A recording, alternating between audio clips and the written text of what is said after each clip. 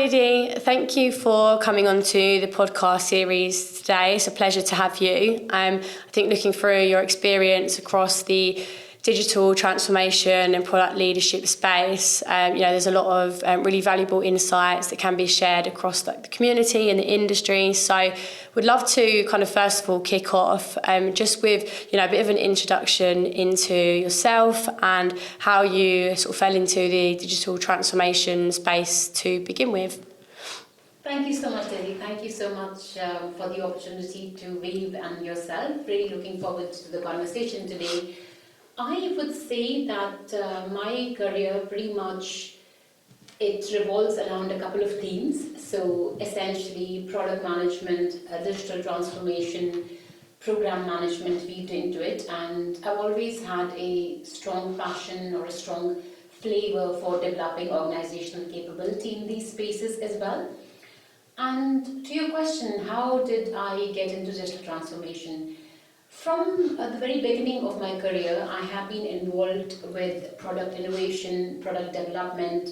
In fact, one of my first programs of work was within the innovation labs within Honeywell. Nice. Where our team that was responsible for understanding customer pain points across the globe on a product lines that we worked upon. I would say it's kind of a sum of product operations and product innovation in today's days and terms. And we would look at these customer problems across the globe, their pain points, what are they struggling with, and then try and come up with solutions for those, offer troubleshooting advice, or also drive any sort of problem solving across the globe, and also try and essentially scale up the solutions, because what one side would be facing is something which would be prevalent across other regions as well. So being part of this whole product innovation, product development life cycle, sort of digital transformation was the next logical step, because there is a lot of pleasure or satisfaction in actually deploying what you have developed and seeing that go through, seeing that scale across enterprises. And having worked with BP, having worked with Anglo-American, I was lucky to have plenty of those opportunities where we could scale up these products and see those evolve and being adopted by various different businesses. And has your involvement always been end to end, or has there been any particular area that you kind of immerse yourself into in more detail? It has been a mix. I would say, for example, in my current role, I am more immersed in product development, understanding user needs and driving towards the right outcomes, and there's almost then a handoff into a sales or a pre-sales organization in terms of the sales and implementation side of things. But before this, I have been involved in products or programs of work where it is right from the inception of understanding what's really required here, to creating that innovation, creating that product, and then taking it to the market in the sense of a business to enterprise. So having worked a number of years in the business to enterprise way, there is plenty of opportunity where you start right from inception to taking it to fruition and being used by customers or enterprise users in many instances. So it's been a bit of a fair mix. Nice. So I think the term digital transformation has become quite a loose term, and I think obviously has a lot of different definitions and ideas across the industry. So it'd be really interesting to know, given your experience and having the time that you spent across this space, what digital transformation means to you. Yeah, and I think, like you say, there are always slightly different points of views or slightly different interpretations. But just thinking about digital transformation, I sort of try and boil it down to a strong combination of innovation with human-centered outcomes. And you'll hear me talk a lot about human-centered outcomes. And I will further on go and probably tell you about this very popular definition of innovation, which comes from Stanford actually, which talks about innovation is not just about disruptive technology or having a technological, devising something new, inventing something new, but a lot of it actually depends on adoption. So innovation per se is a sum of technological advancement, and equally so the adoption piece. And the adoption piece is where the human-centered outcomes heavily play a huge role in what you've designed today, how well it will be adopted by your audiences. So in summary, digital transformation is a summary of human-centered outcomes, it's a summary of technological advancement and being very conscious of your adoption journey as well. There is this quote by Steve Jobs that I often remind myself, in fact I've got it printed in front of my desk as well, is that you always have to start with the customer in mind. And dare I say, and dare Steve Jobs say, that technology will work its way. So you always have to start with the customer in mind, because you need to think about the human experiences, you need to think about the pain points or the challenges. And while I was coming in here today, I thought I'll definitely talk about this example. So for example, if I were to say to you that I will provide you the most advanced cloud platform to host your enterprise applications, versus if I were to say to you that as an HR professional, I will give you a very secure, reliable, performant way to access your most critical employee information or most critical employee data so that you are able to take some effective decisions out of it. And if these kinds of choices are put in front of people, in my opinion, obviously the answer is latter.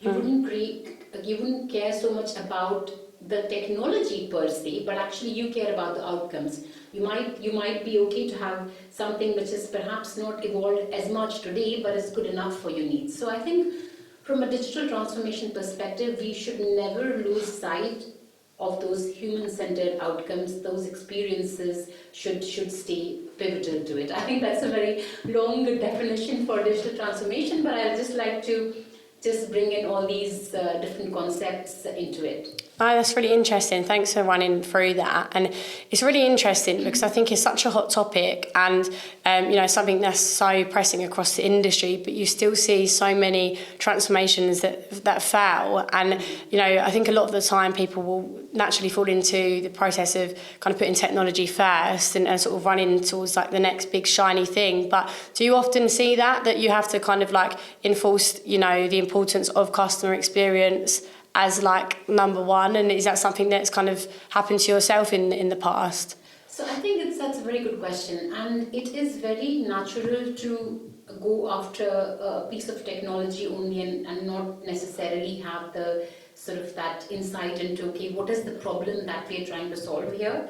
So I think as a digital leader, as a product leader, it is really very much our responsibility to bring that kind of a mindset time and again back in. And there is this definition of design thinking which I'll talk about here now, because it's quite important, is that, and I think all of us should imbibe this in our day-to-day and remind ourselves consciously of this day-to-day, that we should always be asking the question about what is the problem that we are trying to solve here before thinking about any solutions. And even when we are trying to solutionize, we should always look at a myriad of different options and think about feasibility, scalability, viability, all of these factors before we converge upon a solution.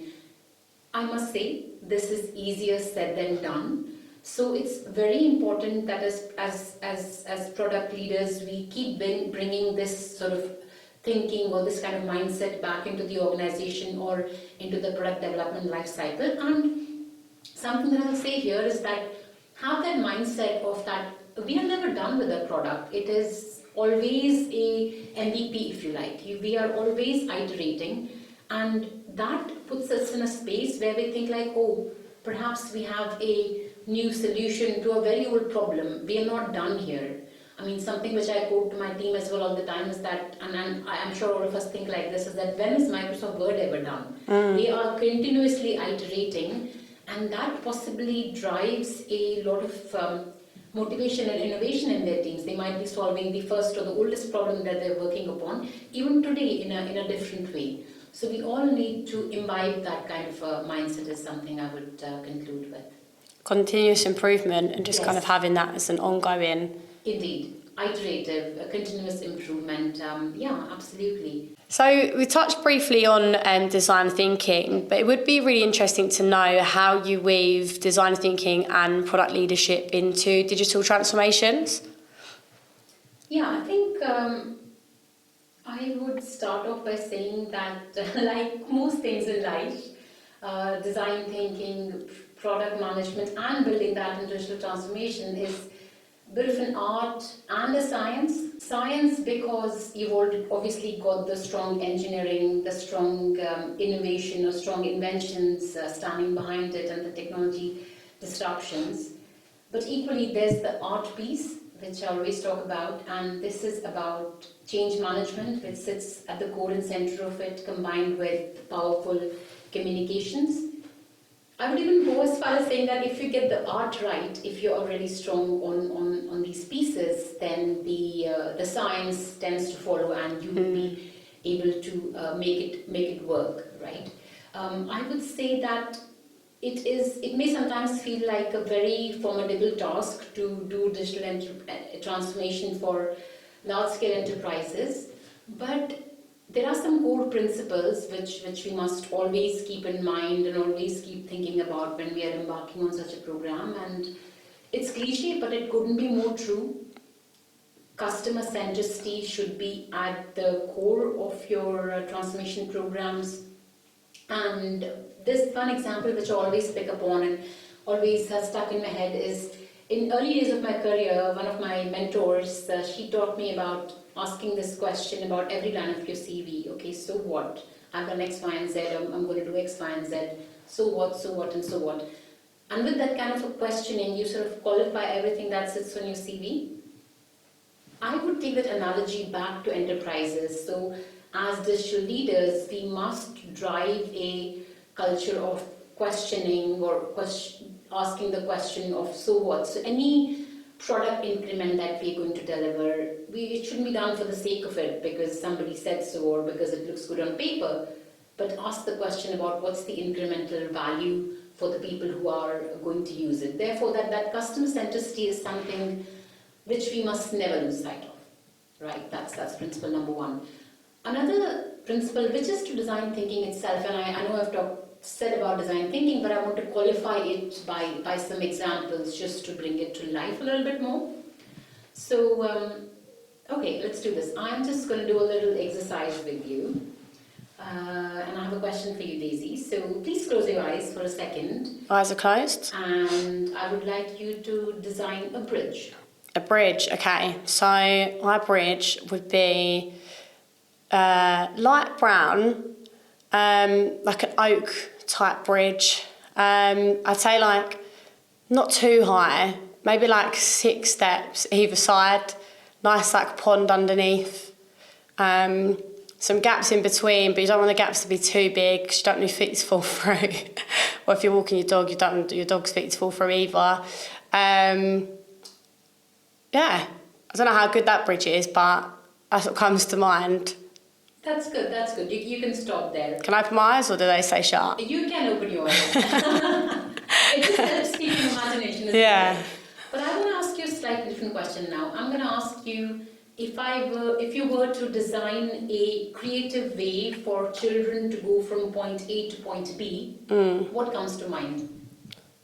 Do you mean just anything? Yeah, it could be anything. You just want, the problem we're trying to solve here is that you want kids to move from point A to point B, let's say across the river or across an open piece of land, but they just need to commute from point A to point B. Let's go with the river for simplicity. What kind of things come to mind? A bridge. Okay. Or I'd say like, you know when you go, when you see films of it is almost like a bridge as well, but it's got like a swing and you like go from side to side and you feel like you're going to fall off. Thank you. That's exactly what the whole point of this exercise really was, that if you just start with a design in mind, with a aesthetic in mind, although I must say that you were already getting on the creative side there as well, but most of us, if you ask them to think about a bridge or design a bridge, we get very preset in our idea. Suddenly you're thinking Howrah Bridge, India, or somebody's thinking the Millennium Bridge, and suddenly you've just sidelined the person's creativity because you're not telling them about the problem they're trying to solve, you're just telling them,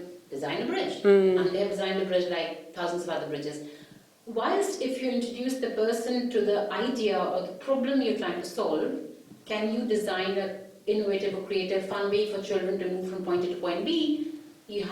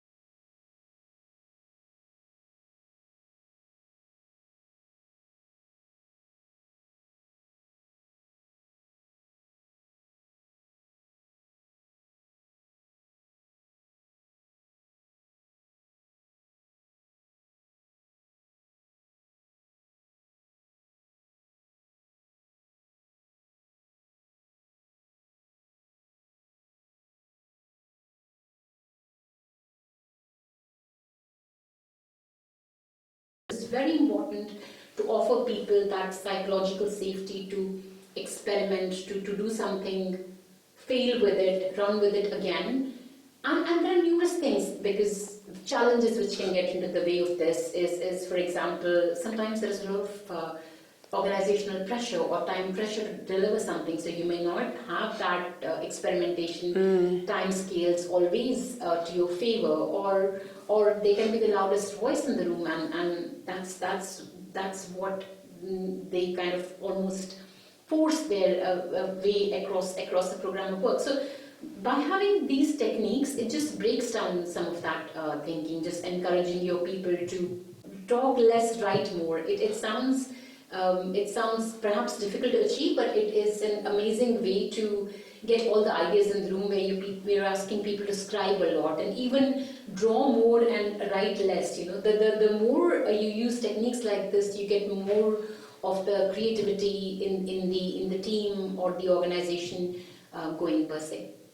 And with that, I mean, if you was to kind of think back to various times in your career where you've like been in a room where like the ideas are flowing and it's like kind of super creative, and people are bouncing off each other, and there's a lot to kind of I guess to experiment with, or to kind of to go into. What do you feel like makes up that like what do you think the foundations are for like getting that environment to the place that it's in? So you mentioned like psychological safety there, and I think like obviously being able to lead with empathy, and to create an environment where people won't think like, oh, this is a silly idea, so I'm not going to mention it. Is there any other factors that you've seen like this works really well to create and to foster that type of like environment in the past? I think you've listed some excellent factors there in terms of psychological safety, which comes from leadership, sort of top down as well, and equally sort of giving people that ability to experiment and run with something. There is probably a tip which comes to mind, or something which we should also be conscious about, is that it is important to include the difficult stakeholder, or sometimes troublemaker, if you like, in the sense that if you know that somebody is going to ask a lot of difficult questions, sometimes you may feel that, oh, it's just going to disrupt the conversation. But let's not try and avoid that. Obviously, you don't want somebody who's just disrupting for the sake of it, and I'm sure we can distinguish between that. But I'm talking about the person who's very curious and who will always challenge a point of view, or will ask a lot of questions, versus sometimes somebody who's a quiet reflector, right? It's important to, while in the place where you're trying to include everyone's voice, it's also important to include people like this, because they might be doing you huge favors. They might come up with a set of questions which nobody else thought about, and you might come across those problems in a later part of the project. So I would just say include the person who asks difficult questions, and keep them updated, because they might give you insights or questions which you may miss otherwise. From your experience leaning into product management, it would be interesting to know if there are any like particular frameworks that you sort of tried and tested that are sort of more favourable. I laugh because speaking of frameworks, I think there are probably as many frameworks as there are product managers, but I can reflect upon a couple which are always my favourite, and then there's one by O'Reilly. Often people ask the question, is it agile, is it design thinking, is it lean? But they summarized it very well. It is actually not one or the other, but actually it's a really good summation of all of these things. And it's quite well articulated in that framework, where to design thinking, it speaks about really that point about exploring the problem, getting to understand what you're trying to solve here. Once you've done that, are you building the right thing? And just to give an analogy, are you building a bus, and a bus is good enough, and you're not building an aeroplane? So having a very good understanding of what is it that you're trying to build here, are you building the right thing for that problem?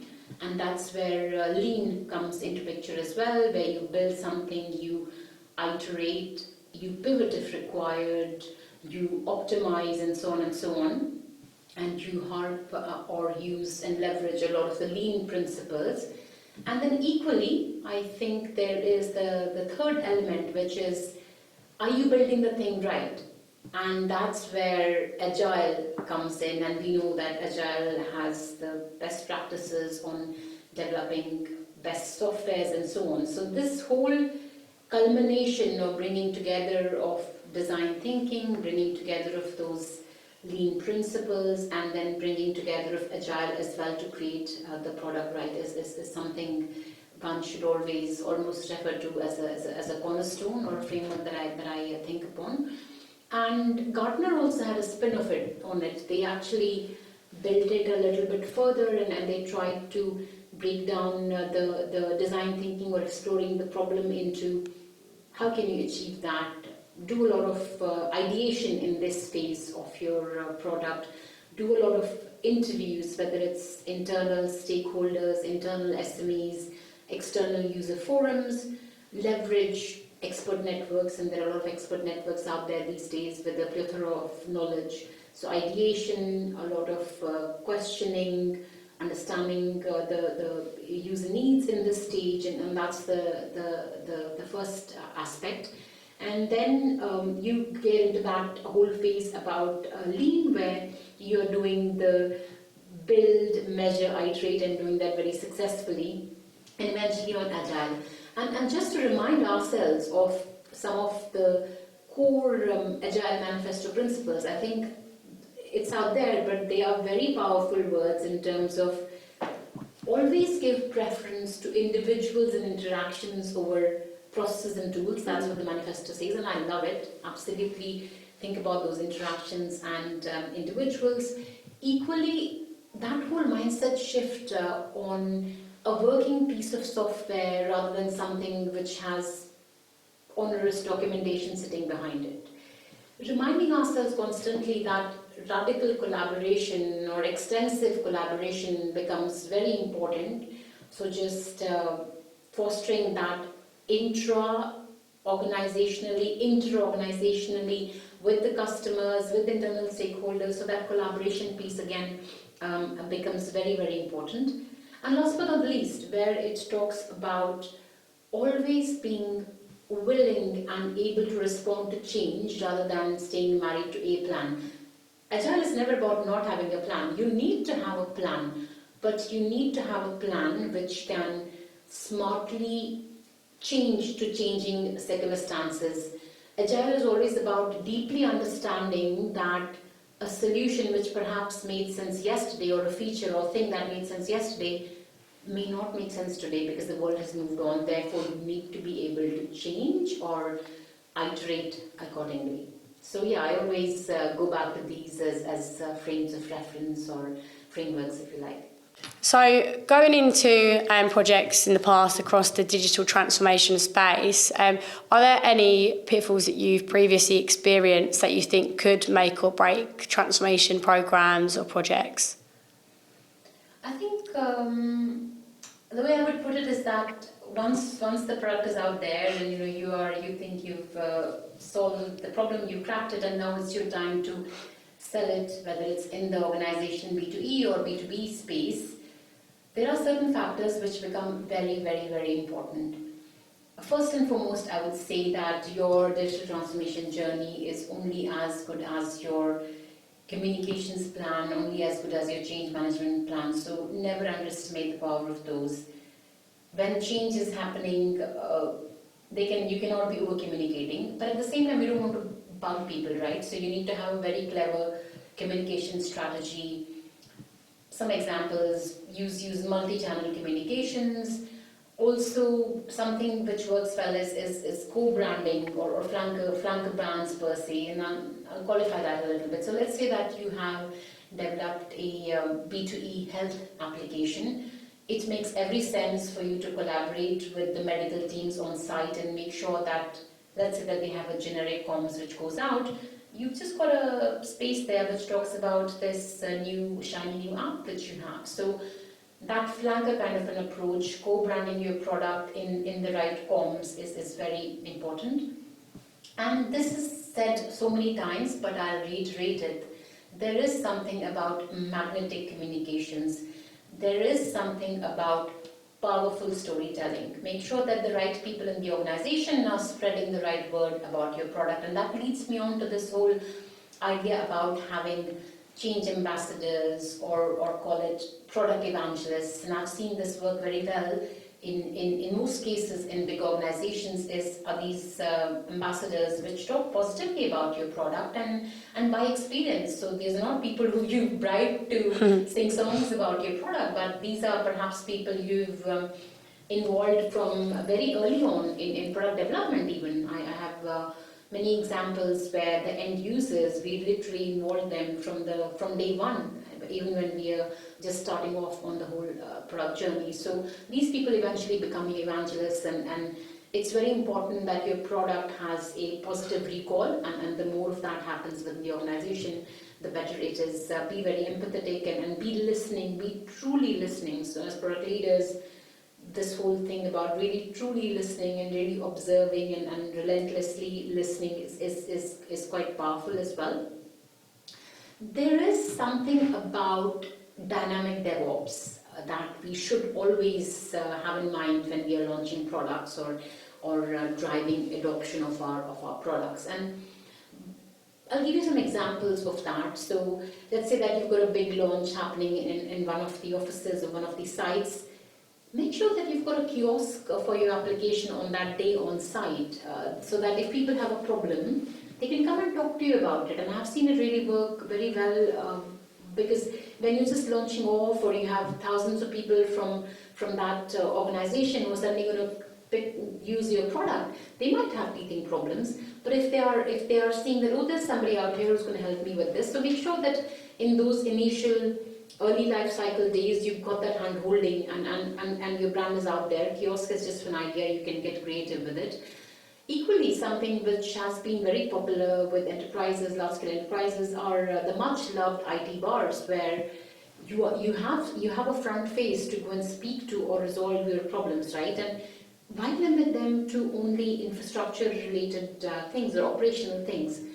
Make them your allies. So when you're launching your product, make sure that you have part of the IT and the IT bar team who's engaged as well here. They know about your product, they're trained on it, and they're almost doing first line, second line support. Because at the end of the day, the user, they don't care about how well articulated your support your support structure is. They don't care about first line, second line, third line, and so on. They really care about having their problem resolved, and they care about their problem being resolved as soon as possible. So your kiosk, your IT bars, or other ways to really bug fix or do anything, resolve the problem of the customer as soon as you can, I think that is very important if you want to have a good brand value associated with your product, right?